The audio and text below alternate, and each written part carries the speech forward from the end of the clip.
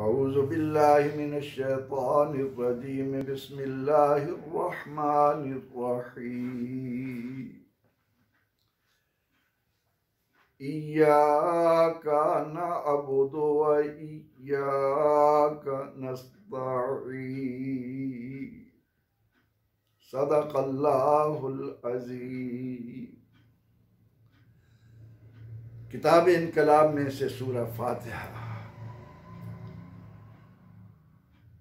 एक आया करीमा मैंने उसकी आपके सामने तिलावत की। तर्जमा है इय्याका नअबुदु, हम खास तेरी ही इबादत करते हैं। वा और इय्याका तुझ ही से, नस्तईन मदद के तलबगार हैं, इस्तिआनत चाहते हैं। ये सूरह मुबारका कुरान का खुलासा है। अब इसमें दो बातें हमें समझाई गई हैं जो आगे पूरे कुरान करीम में जगह जगह जा बजा हमें नजर आएंगी। ए ईमान को अहमियत देने वालों, ए कुरान की अजमत को समझने वालों, इस किताब हिदायत के एक एक हर्फ को अपनी जिंदगी, कब्र और आखिरत का नूर जानने वालों, ये अल्लाह का हम पर कितना करम है कि इन कलिमात में जितने हुरूफ आए हर हर्फ के बदले हमें 10-10 नेकियां मिल गई। जब हमने इन्हें तर्जमे के साथ समझ कर पढ़ा तो हर हर्फ पर 20-20 नेकियां हमारे हिस्से में लिख दी गई। इतना पढ़ने पर क्या रहमत है अल्लाह की हम पर, किस कदर वो हमारे लिए अपनी रहमतों के दरवाजे खोलता है कि उसके पाक किताब को हमने सुना, उसका मफहूम जाना, हमारे लिए इतनी सारी नेकियां नामा आमाल में आ गई। अब आइए इस हकीकत को सामने रखकर कि ये किताब हमें रास्ता दिखाने आई है, हमारी इंसानियत को चार चांद लगाने आई है, हमारा ताल्लुक हमारे खालिक व मालिक से जोड़ने आई है, तो उस मालिक कायनात ने इस आया करीमा में हमें क्या हुक्म दिया है। पहला हुक्म यह है कि अल्लाह के सिवा कोई इबादत के लायक नहीं। ला इलाहा इल्लल्लाह, माबूद सिर्फ वाहिद है। आदम अलैहिस्सलाम से लेकर मोहम्मद अरबी सल्लल्लाहु अलैहि वसल्लम तक जितने अंबिया कराम अलैहिस्सलाम आए, सबकी तालीम का पहला और हकीकी और बुनियादी जुज़ ही ये था कि वाबुदुल्लाह वला तुशरिकू बिही शैआ, अल्लाह की इबादत करो, उसके साथ किसी को शरीक मत ठहराओ। इसलिए यहाँ इया ज़मीर पहले लाकर मखसूस कर दिया कि हम तेरी ही इबादत करते हैं। कुरान करीम में इंसान की तख्लीक का मकसद ही ये बताया। फरमाया वमा खलक़तुल जिन्ना वल इंसा इल्ला लियअबुदून,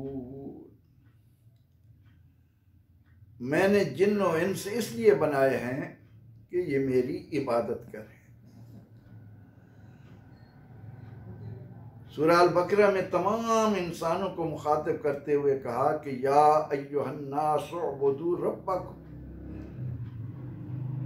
ओ दुनिया भर के लोगों, अपने रोजी रसां को, अपने रब को इबादत के लायक समझो, सिर्फ उसी की इबादत बजा लाओ।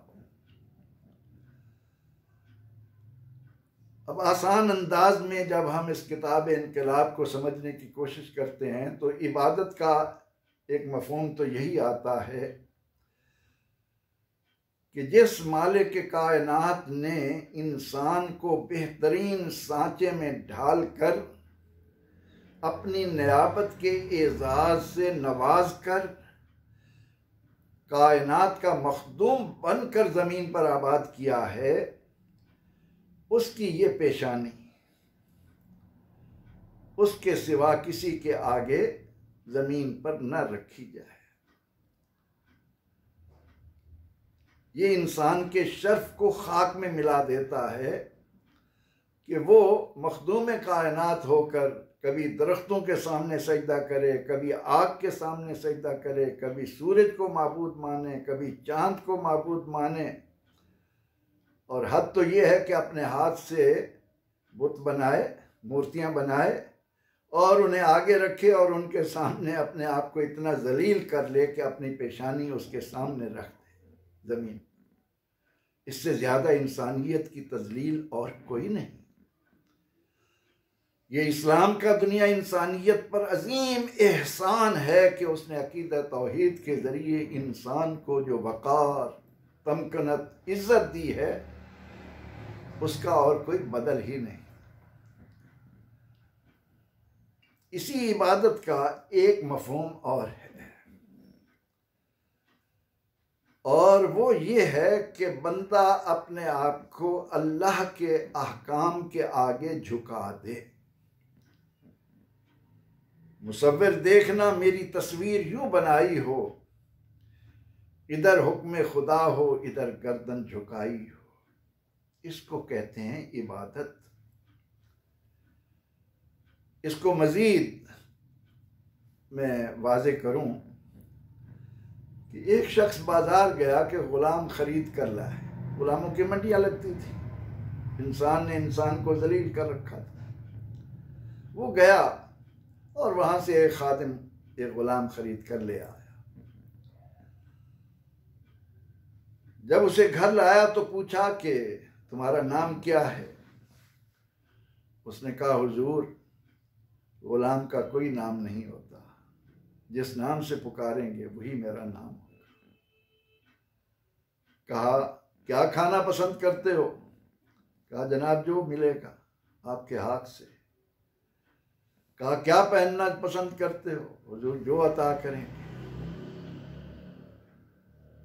मालिक कहता गया, ग़ुलाम हर बात पर हुजूर जो ऑर्डर आपका, जो हुक्म आपका। उसकी इन बातों को सुनकर उस मालिक का सोया हुआ ज़मीर ऐसा जागा,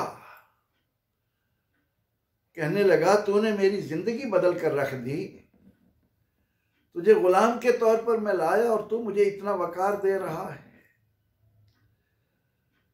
तू अपनी मर्जी मेरी मर्जी के आगे फना कर चुका है, और एक मैं हूं जिस पर परवरदिगार आलमीन के इतने इनामात हैं जिन्हें गिन नहीं सकता, तो वहां पर मैं चूना चरा से काम लेता हूं। क्यों और किस लिए सामने आ जाता है? इबादत का एक मफहूम यह है कि रब की तरफ से, उस परवरदिगार आलमीन की तरफ से जो हुक्म मिले उसके आगे सरे तस्लीम खम कर देना इबादत है। उसकी कुरान करीम से मैं आपको एक मिसाल देता हूं। अल्लाह ताला ने आदम अलैहिस्सलाम को इल्म के जेवर से आरास्ता किया, इज्जत व तकरीम दी। जब वो इल्म के जेवर से आरास्ता हो चुके तो उसके बाद अल्लाह ने फरिश्तों को हुक्म दिया कि इसके सामने सजदे में गिर जाओ। अब तमाम फरिश्ते अल्लाह का हुक्म सुनते ही आदम के सामने सजदे में गिर गए, इल्ला इब्लीस। उस वक्त जो फरिश्तों का, जिन्नों का सरदार था, वो अकड़ गया। वो सोचने लग गया, वो इस मखमसे में पड़ गया कि पैदा तो मुझे रब ताला ने किया है, सरदारी मुझे उसने दी है, और वो मुझे ये कह रहा है कि मैं आदम के सामने झुक जाऊं, इसको सजदा करूं। उसने इबादत का मफहूम ना समझा। अब नतीजा क्या हुआ कि जिन्होंने अल्लाह की इबादत की यानी अल्लाह का हुक्म माना वो मुअज़्ज़ज़ ठहरे, और जिसने यहाँ पर अपनी अक्ल दौड़ाई,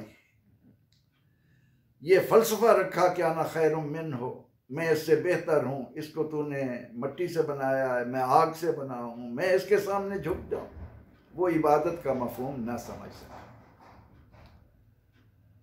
इय्याका नअबुदु, हम तेरी ही इबादत करते हैं। सूरह फातिहा के इन प्यारे कलिमात को सिर्फ इस बात तक महदूद न रखिए कि इबादत महज ये है कि हम तस्बीहात बयान करते हुए अपनी पेशानियां ज़मीन पर रख दें अल्लाह के हुजूर, बल्कि इसको इसकी वुसअत के साथ लीजिए कि इबादत यह है कि हमारा पैदा करने वाला हमें जो हुक्म दे। अब अल्लाह रब्बुल इज़्ज़त ने यूसुफ अलैहिस्सलाम के भाइयों को हुक्म दिया कि वो वालिदैन भी और भाई भी यूसुफ को सजदा करें, तो ये इबादत थी, शिर्क नहीं था। अगर हुजूर नबी अकरम रहमत आलम सल्लल्लाहु अलैहि वसल्लम जब आपसे सहाबा सजदा करने की इजाज़त मांग रहे हैं